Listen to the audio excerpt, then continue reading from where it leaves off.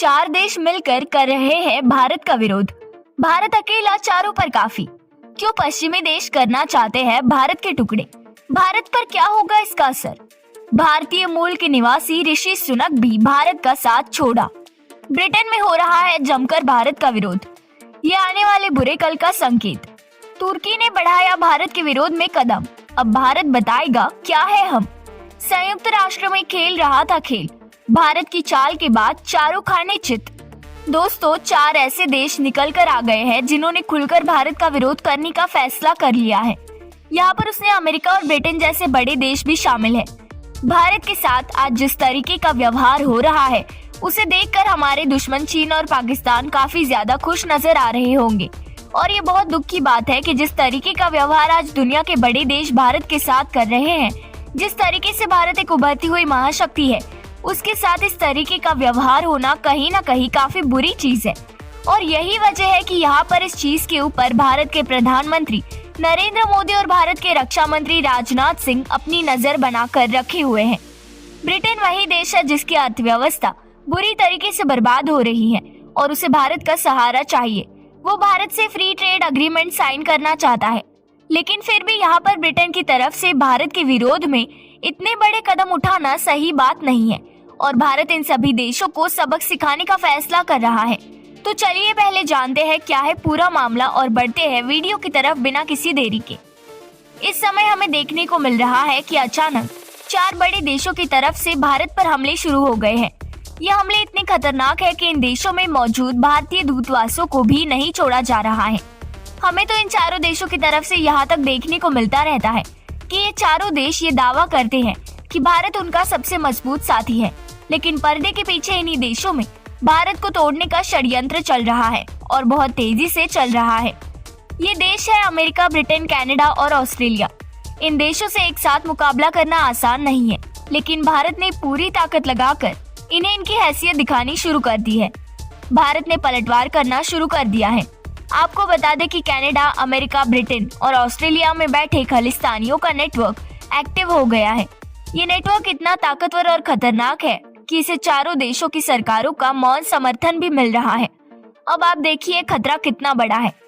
UK, London, America के San Francisco और Australia के ब्रिस्बेन में भारतीय हाई कमीशन और दूतावासों पर खालिस्तानियों ने हमला बोल दिया। किसी देश का दूतावास और हाई कमीशन सबसे सुरक्षित जगह मानी जाती है, लेकिन इन देशों में बैठे खालिस्तानी आराम से भारत के दूतावास में घुसे, तिरंगे का अपमान किया, तोड़फोड़ की और आराम से निकल भी गए। हैरानी की बात यह है कि इन सभी देशों की सरकार सोती रही। ऑस्ट्रेलिया, ब्रिटेन, कनाडा और अमेरिका में बैठे खालिस्तानियों के निशाने पर पहले तो सिर्फ मंदिर थे, लेकिन अब भारतीय दूतावास और हाई कमीशन भी है। इस चीज को भारत सरकार बिल्कुल भी हल्के में नहीं ले रही है और यही वजह है कि भारत सरकार की तरफ से इस पर बड़ा एक्शन लेने का फैसला कर लिया गया है। जिस तरीके से पश्चिमी देश एक तरफा मिलकर भारत को टारगेट कर रहे हैं, उनको सबक सिखाने के लिए भारत की तरफ से बड़ा कदम उठाया जाने वाला है। भारत ने पहली बार एक कड़ा बयान जारी करते हुए ब्रिटेन और अमेरिका की सरकार को उसकी असलियत दिखा दी। भारत ने कहा है कि इन देशों को पता होना चाहिए कि दूतावास की सुरक्षा कैसे की जाती है। भारत ने कहा है कि ये घटनाएं बेहद ही खतरनाक है। पीएम मोदी और विदेश मंत्री एस जयशंकर पूरे मामले पर अपनी नजर बनाकर रखे हुए हैं। पल पल की जानकारी मांगी जा रही है। बताया जा रहा है कि आने वाले दिनों में कुछ बड़े फैसले लिए जा सकते हैं। सबसे ज्यादा हैरान जो बात कर रही है तो ये है कि चलिए कैरेट और ऑस्ट्रेलिया तो पहले से ही खालिस्तानियों का अड्डा बन चुके थे, लेकिन ब्रिटेन और अमेरिका में अचानक खालिस्तानियों की चिंगारी दोबारा जल उठी है। अब तो ऐसा लग रहा है कि ब्रिटेन ने तो भारत को बर्बाद करने की कसम ही खा ली है। चाहे बीबीसी डॉक्यूमेंट्री हो या खालिस्तानियों की गुंडागर्दी, ब्रिटेन में सब कुछ आराम से हो रहा है।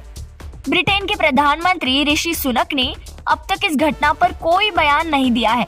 आप ये बात जानकर हैरान हो जाएंगे कि अपने देश को बचाने के लिए ब्रिटेन को इस वक्त सबसे ज्यादा भारत की जरूरत है।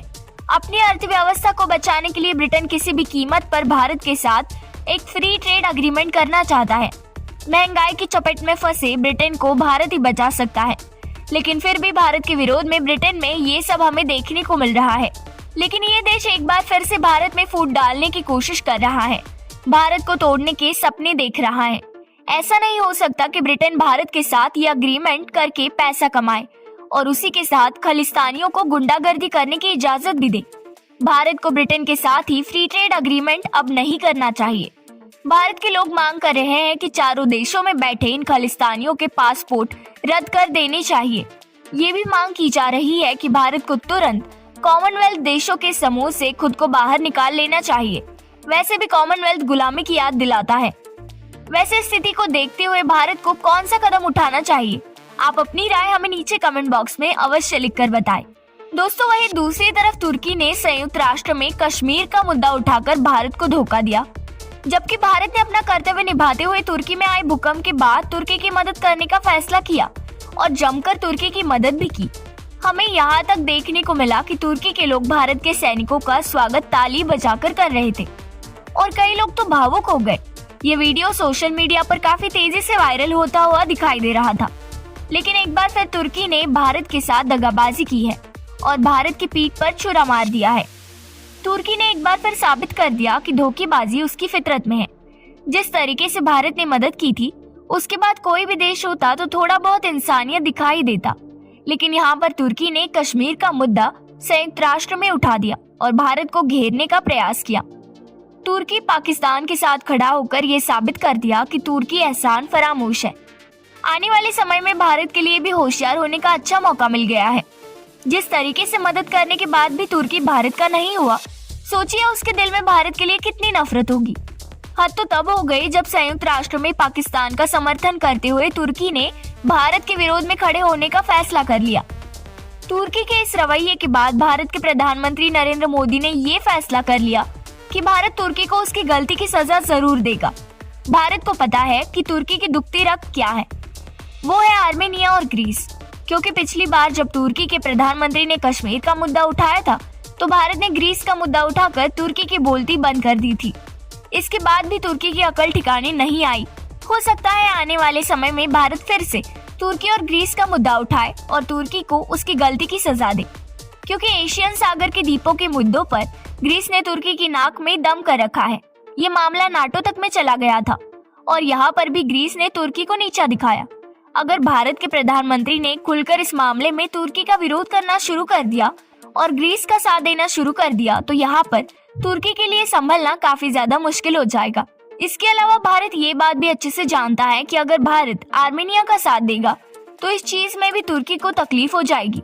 क्योंकि ग्रीस के साथ साथ आर्मेनिया भी तुर्की की एक दुखती रग है।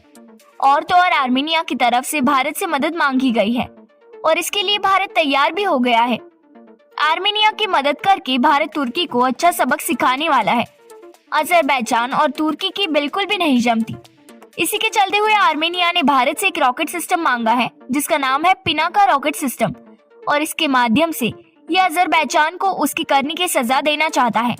इसके लिए भारत आगे निकल कर आ गया है और आर्मेनिया की मदद भी कर रहा है। इस चीज से कहीं न कहीं तुर्की को एक बड़ा और अच्छा सबक सीखने को भी मिलेगा। पिनाका रॉकेट सिस्टम के बारे में मिलता है कि ये मात्र 44 सेकंड में 12 मिसाइल दाग सकता है। यही कुछ खासियत है जिसके ऊपर आर्मेनिया फिदा हो गया है और भारत का पिनाका रॉकेट सिस्टम खरीद रहा है। वैसे तुर्की जैसे देशों को सबक सिखाने के लिए भारत को क्या करना चाहिए? आप अपनी राय नीचे कमेंट बॉक्स में अवश्य लिखकर बताएं। वीडियो को लाइक करें और चैनल को सब्सक्राइब करें।